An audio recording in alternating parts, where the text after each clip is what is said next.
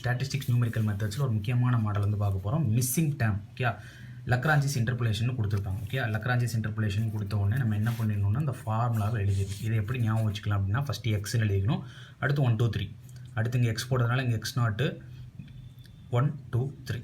புரிஞ்சுதா? இதை வச்சு நம்ம அடுத்து ஒய் நாட் நம்ம போடுறோம். இதை எழுதிட்டு அதுக்கடுத்து ஒன்று ஒன்றா மாற்றி மாற்றி எழுதணும். ஓகேயா? கொஞ்சம் காம்ப்ளிகேட்டட் கிடையாது, இது ஈஸி தான். ஓகே, அடுத்து ஒய் நாட்டு ஒய் ஒன்று ஒய் டூ ஒய் த்ரீ எழுதிடுவோம். ஓகே, அடுத்து என்னென்னா எக்ஸ் எழுதியிருக்கோமா, எக்ஸ் ஒன்னோட இடத்துல 0 0 2 3 அப்படிங்கிற ஒரு லூப்பு க்ரியேட் பண்ணணும். அடுத்து எக்ஸ் ஒன்னோட இடத்துல 0, எக்ஸோ நாட்டோட இடத்துல 1, மீதி எல்லாம் அப்படியே வரும்.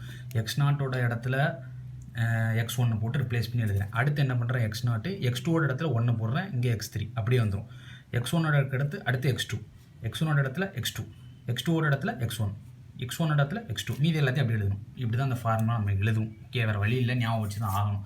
ஃபஸ்ட்டு இதை மட்டும் ஞாபகம் வச்சுக்கோங்க. எக்ஸு எக்ஸ் நாட்டு மேலே 1 2 3, கீழே என்னது 1 2 3. இதை போட்டுட்டு எக்ஸ் நாட் எங்கே இருக்கோ அந்த இடத்துல எக்ஸ் 1 ஆகும், எக்ஸ் நாட் இருக்கிற இடத்துல எக்ஸ் 1 ஆகும், எக்ஸ் நாட் இருக்கிற இடத்துல எக்ஸ் 1 ஆகும் போட்டுக்கோங்க.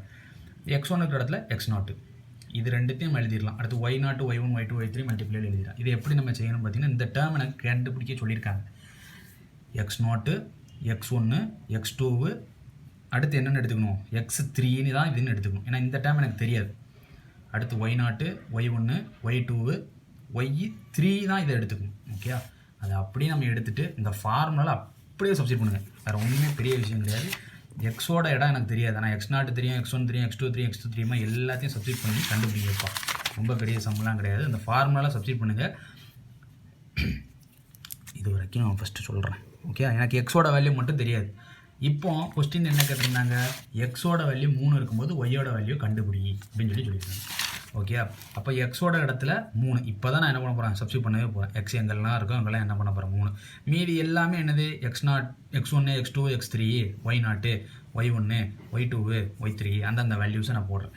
இது 3லேருந்து 1 போச்சுன்னா 2. ஒவ்வொரு நம்பரையும் தனித்தனியாக மல்டிப்ளை பண்ணி எனக்கு இதுக்கு ஏன் f(3) போடுறேன், 3 போடும்போது ஒய்யோட வேல்யூ என்ன இருக்குது அப்படின்னு கேட்டிருக்கேன். 3 இருக்கும்போது ஒய்யோட வேல்யூ என்ன இருக்குது நான் இங்கே பின்னாடி கண்டுபிடிச்சிருக்கேன். ஓகே, இது வரைக்கும் நான் என்ன பண்ணியிருக்கேன், எக்ஸோட வேல்யூ மட்டும் தெரியாது, ஆனால் எக்ஸ் நாட்டோட வேல்யூ தெரியும், எக்ஸ் 1ஓட வேல்யூ தெரியும், எக்ஸ் 2ஓட வேல்யூ தெரியும், எக்ஸ் 3ஓட வேல்யூ தெரியும், ஒய் நாட்டோட வேல்யூ தெரியும், ஒய் 1ஓட வேல்யூ தெரியும், ஒய் 2ஓட வேல்யூ தெரியும், ஒய் 3ஓட வேல்யூ தெரியும். இந்த டேபிளை வச்சு இந்த ஃபார்முலாவை வச்சு எல்லாத்தையும் பிளேஸ்மெண்ட் பண்ணி வச்சுருப்பேன். பிளேஸ் பண்ணிவிட்டு எக்ஸோட வேல்யூ என்ன 3 போட்டு கண்டுபிடிச்சிட்டேன்னா ஃபைனலாக கிடச்சிடும். ஓகே, இப்போ 31.